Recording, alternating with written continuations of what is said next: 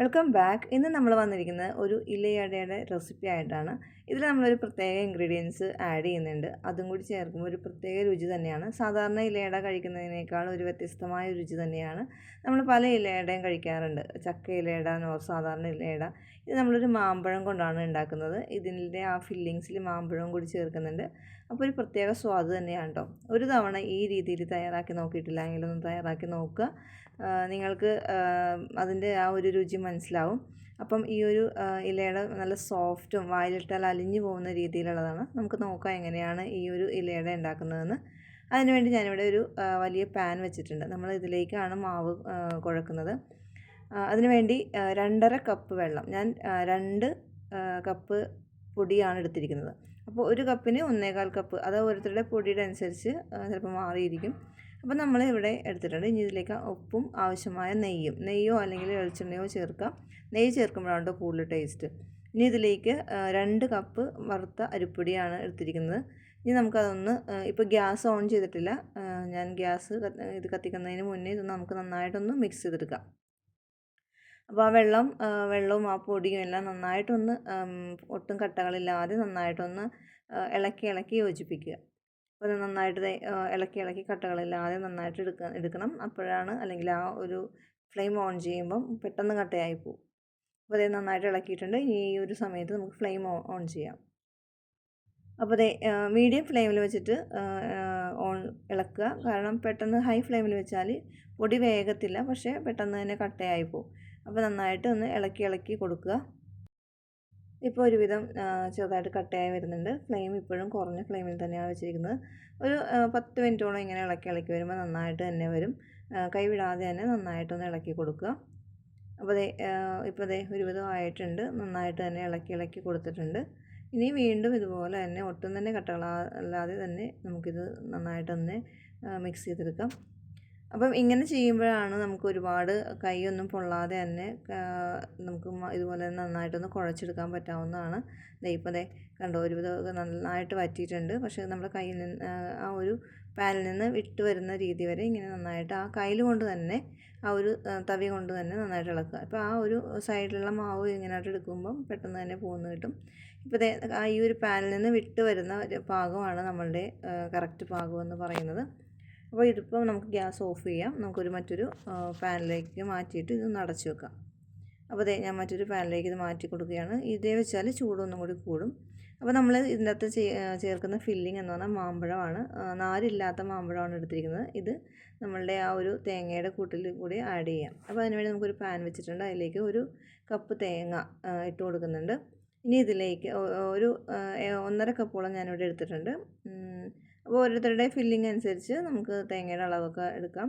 ഇനി ഇതൊന്ന് ഒട്ടും തന്നെ ആ ഒരു വെള്ളമയം ഒന്ന് ഡ്രൈ ആവുന്നത് വരെ ജസ്റ്റ് ഒന്ന് ഡ്രൈ റോസ്റ്റ് ചെയ്തെടുക്കുക. ഇതിപ്പോൾ നന്നായിട്ടൊന്ന് ഡ്രൈ റോസ്റ്റായി വന്നിട്ടുണ്ട്. ഇതിലേക്ക് ഞാൻ ആദ്യം തന്നെ കുറച്ച് ശർക്കരപ്പാനി എടുത്ത് വെച്ചിട്ടുണ്ടായിരുന്നു. അപ്പം 2 അച്ച് ശർക്കരയിലേക്ക് ഒരു 1/4 കപ്പോളം വെള്ളം എടുത്തിട്ട് നന്നായിട്ടൊന്ന് ഉരുക്കിയെടുത്തതാണ്. അത് എപ്പോഴും നിങ്ങൾക്ക് അറിയാവുന്നതുകൊണ്ടാണ് ഞാൻ കാണിക്കാഞ്ഞത്. അപ്പോൾ 1/4 കപ്പോളം വെള്ളം ഉരുക്കി 2 അച്ച് ശർക്കര എടുത്തിട്ടുണ്ട്. അത് ഓരോരുത്തരുടെ മധുരം അനുസരിച്ച് എടുക്കുക. ഇനി നമുക്ക് നന്നായിട്ട് അതൊന്ന് വഴറ്റിയെടുക്കുക. ഇങ്ങനെ വഴറ്റിയെടുക്കുമ്പോൾ നമ്മളുടെ അടയുടെ ഉള്ളിലെ ഫില്ലിങ് പെട്ടെന്ന് തന്നെ ചീത്തയാകാതിരിക്കും. ഒരു ദിവസം ഫുള്ളിരുന്നാലും, അതായത് പിറ്റേ ദിവസമൊക്കെ ഇരുന്നാലും തന്നെ ചീത്തയാകത്തില്ല. അപ്പോൾ ഇതിൻ്റെ കൂടൊപ്പം തന്നെ നമ്മൾ മാമ്പഴം ചെറുതായിട്ട് കട്ട് ചെയ്തത് ഇതിലേക്ക് ഇട്ട് കൊടുക്കുന്നുണ്ട്. അപ്പോൾ അതും കൂടി ഒന്ന് വഴന്ന് നന്നായിട്ട് വരും. ഇനി ഇതിലെ ആ ഒരു ശർക്കരപ്പാനി നന്നായിട്ടൊന്ന് വറ്റി വരുന്നവരെ ഒന്ന് മീഡിയം ഫ്ലെയിമിൽ വെച്ചിട്ടൊന്ന് ഇളക്കി കൊടുക്കുക. ഇപ്പോൾ ഒരുവിധം വറ്റി വന്നിട്ടുണ്ട്. വീണ്ടും ഇതുപോലെ തന്നെ നന്നായിട്ടൊന്ന് ഇളക്കി ആ മാമ്പഴമൊക്കെ നന്നായി ഒന്ന് മിക്സ് ആവുന്നത് വരെ ഒന്ന് മിക്സ് ചെയ്ത് കൊടുക്കുക.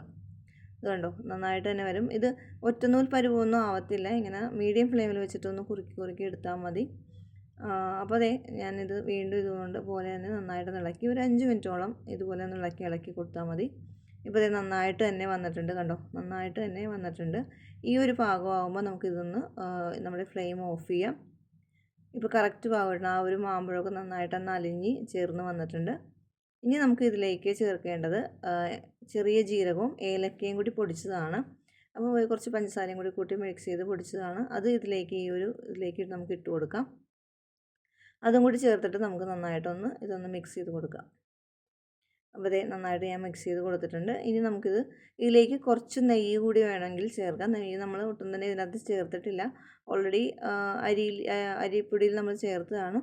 അപ്പം വീണ്ടും ഇതിലേക്ക് ഞാൻ കുറച്ച് നെയ്യും കൂടി, വളരെ കുറച്ച് നെയ്യും കൂടി ചേർക്കുന്നുണ്ട്. ഇത് ഓപ്ഷണലാണ്. അഥവാ നെയ്യുടെ ടേസ്റ്റ് ഇഷ്ടമല്ല എങ്കിൽ നിങ്ങൾക്കിത് അവോയ്ഡ് ചെയ്യാവുന്നതാണ്.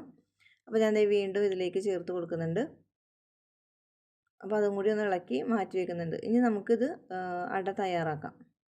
അപ്പോൾ ഈ ഒരു സമയത്ത് നമ്മളുടെ പൊടിയുടെ ചൂടൊക്കെ ഒരുവിധം ഒന്ന് കുറഞ്ഞിട്ടുണ്ട്. അപ്പോൾ ഞാൻ ജസ്റ്റ് ഒന്ന് കൈകൊണ്ട് ഒരു പ്രാവശ്യം ഒന്ന് ജസ്റ്റ് ഒന്ന് ഇങ്ങനെ കുഴച്ചെടുത്താൽ മാത്രം മതി.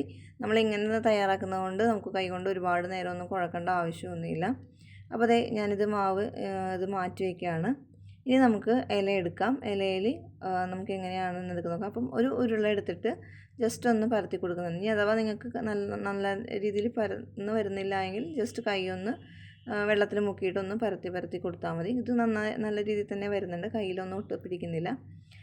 കണ്ടോ, നല്ല രീതിയിൽ തന്നെ. അഥവാ ഒരുപാട് അങ്ങനെ ഉണ്ടെങ്കിൽ ജസ്റ്റ് കൈ ഒന്ന് വെള്ളം കൊണ്ട് നനച്ചിട്ട് ഒന്ന് പരത്തി കൊടുത്താൽ മതി. അപ്പോൾ അതേ നല്ല നൈസായിട്ട് തന്നെ പരത്തി എടുക്കുന്നുണ്ട്. അപ്പോൾ ഇതുപോലെ നല്ല രീതിയിൽ നമുക്ക് പരത്തി എടുക്കാം. ഇനി ഇതിലേക്ക് നമുക്ക് ഫില്ലിങ് ചേർക്കാം. അപ്പോൾ അതെ ഞാനിതിലേക്ക് ഒരു സ്പൂണോളം ഫില്ലിങ്ങാണ് ചേർക്കുന്നത്. അപ്പോൾ നിങ്ങളുടെ ടേസ്റ്റ് അനുസരിച്ച് നിങ്ങൾക്ക് എത്രയോ മധുരം വേണോ അതനുസരിച്ച് ഫില്ലിങ്ങും ചേർക്കാവുന്നതാണ്. ഇനി ജസ്റ്റ് ഒന്നത് കോണോട് കോൺ ചേർത്തിട്ട് ഇങ്ങനെ ഒന്ന് മടക്കി കൊടുക്കുകയാണ്. ഇനി ആ സൈഡൊക്കെ ഒന്ന് ജസ്റ്റ് ഒന്ന് പ്രസ് ചെയ്ത് കൊടുക്കാം. കാരണം അതൊന്നും പുറത്തൊന്നും പോകാതെ രീതിയിൽ നന്നായിട്ടൊന്ന് പ്രസ് ചെയ്ത് കൊടുക്കാവുന്നതാണ്. ആ ഒരു ഷേപ്പിൻ്റെ രീതിയിൽ ചെയ്യാം. അപ്പോൾ ഇതുപോലെ നമുക്കെല്ലാം തയ്യാറാക്കി എടുക്കാം. അപ്പോൾ ഈ ഒരു സമയത്ത് നമ്മൾ ഇഡ്ഡലി പാത്രത്തിൽ വെള്ളം തിളക്കാൻ വെച്ചിട്ടുണ്ടായിരുന്നു. അപ്പോൾ വെള്ളം ഒന്ന് ചൂടായി വന്നപ്പോൾ നമുക്ക് ഈ ഇലയുടെ ഇതിലേക്ക് വെച്ച് കൊടുത്തിട്ട് ആവി കയറ്റിയെടുക്കാം. അപ്പോൾ അതേ ഞാനിപ്പം എല്ലാം ഒരുമിച്ച് വെക്കുന്നില്ല. ഒരു 3-4 മാത്രമേ ഞാൻ വെക്കുന്നുള്ളൂ. ബാക്കി അതിന് ശേഷം പിന്നീട് നമുക്ക് തയ്യാറാക്കാം. അപ്പോൾ അതേ ഇത്രയും വെച്ചിട്ട് ഞാൻ മൂടി കൊണ്ട് അടച്ച് ഏകദേശം ഒരു 10 മിനിറ്റോളം മീഡിയം ഫ്ലെയിമിൽ വെച്ചിട്ട് ആവി കയറ്റി എടുക്കുകയാണ്. അപ്പോൾ 10 മിനിറ്റിന് ശേഷം നമുക്ക് നോക്കാം. അതെ 10 മിനിറ്റിന് ശേഷം ചെറുതായിട്ടൊന്ന് ചൂടൊക്കെ മാറിയിട്ടുണ്ട്. അപ്പോൾ ഞാൻ ഇത് തുറന്നിട്ടുണ്ട്. നല്ല പെർഫെക്റ്റായിട്ട് തന്നെ വന്നിട്ടുണ്ട്.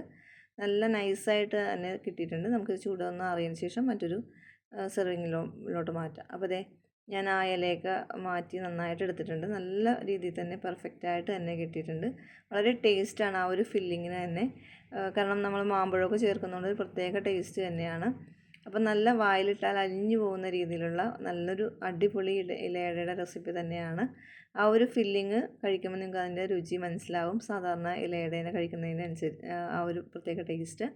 അപ്പോൾ ഈ രീതിയിൽ ഇതുവരെ തയ്യാറാക്കി നോക്കിയിട്ടില്ല എങ്കിലൊന്ന് തയ്യാറാക്കി നോക്കുക. വീഡിയോ ഇഷ്ടപ്പെട്ടാൽ ലൈക്ക് ചെയ്യാനും നിങ്ങളുടെ ഫ്രണ്ട്സ് ആൻഡ് ഫാമിലിക്കും ഷെയർ ചെയ്യാനും മറക്കരുത്.